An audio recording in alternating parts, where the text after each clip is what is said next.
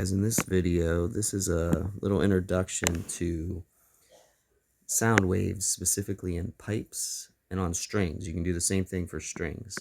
What we got is our different fundamental, we got one fundamental sound. So we're going to look for the smallest possible wave that can be formed. And then that's really how you answer all these. Same thing on a string. You're looking for the smallest possible wave to be formed. Once you got the fundamental sound, which is the very first sound that can be produced, we can just do multiples. Like if you wanted the third harmonic, you'd multiply by 3. Or if you wanted the fifth or sixth harmonic, pick one. If you wanted the sixth harmonic, you'd multiply by 6. And then that's just the sixth possible sound it could make. So how do you determine the smallest sound it can make? It depends on the pipe. And then I'll do a quick little thing of strings at the end here. So if here's my, so I just kind of picture we call these standing waves, which is from the notes. But a wave came out, traveled, hit something, and then reflected back. And then that's a standing wave. That's the first cycle. It's one cycle. The question is, where can this thing produce sounds? Well, it's where the antinodes are, where it vibrates. So here you got some vibration, and here you got some vibration. So there's your sounds. Now, let's say I have this in a pipe. Well, if it's a closed pipe, like these over here, these are closed. Not both ends, just one end is closed. Over here, both ends are open. And so if this is my closed end, where's the first sound? It's right there.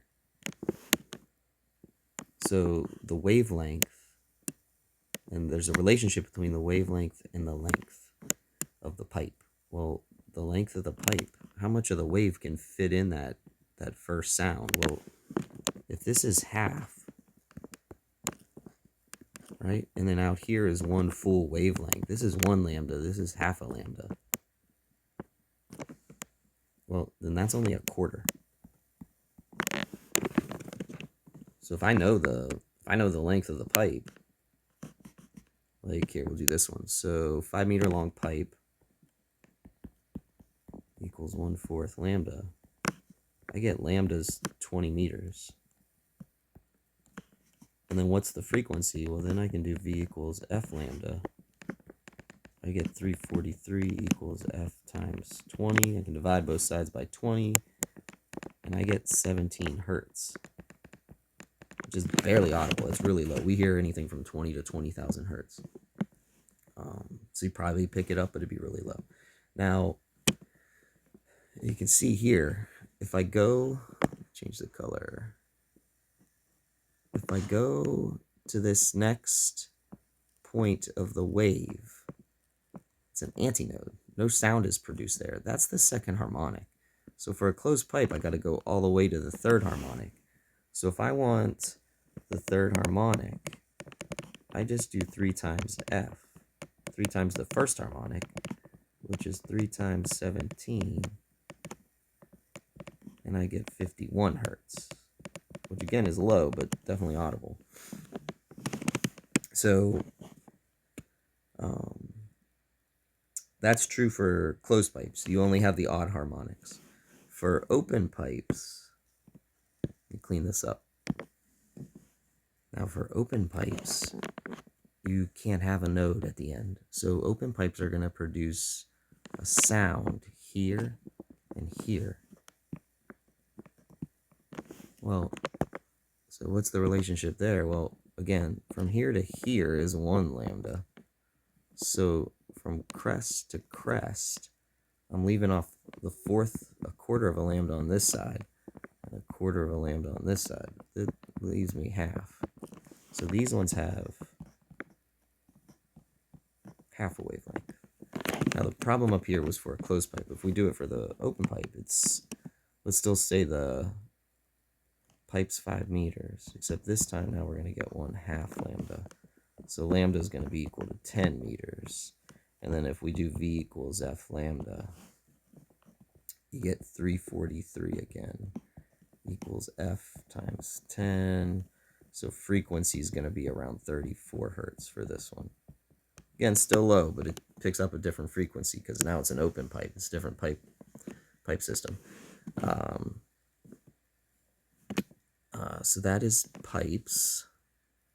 And then, oh, the overtone, sorry, the second sounds.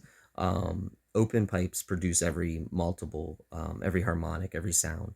So you can, if you want the second one, right, these are always going to line up, because if I extend this pipe out to the next cycle, there's another vibration. So there's the first harmonic. The second harmonic, now I would have, I just multiply by 2. And then the third harmonic just multiplied by 3. That's for pipes. For strings, let me pause for a second here. Now for strings, this is strings down here.